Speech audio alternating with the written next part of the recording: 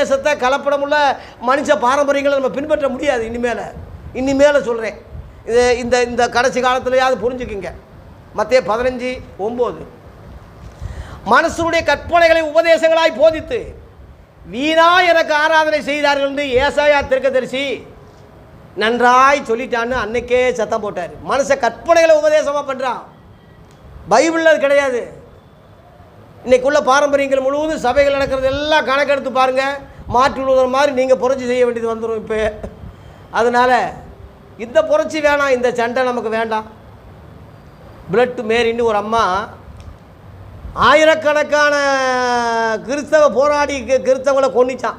அதான் பிளட் மேரின்னு அந்த அம்மாவுக்கு பேர். அந்த புரட்சி, அந்த புரொட்டஸ்டாண்டு மத சுதந்திரம் வந்த அந்த சரித்திரத்தில்.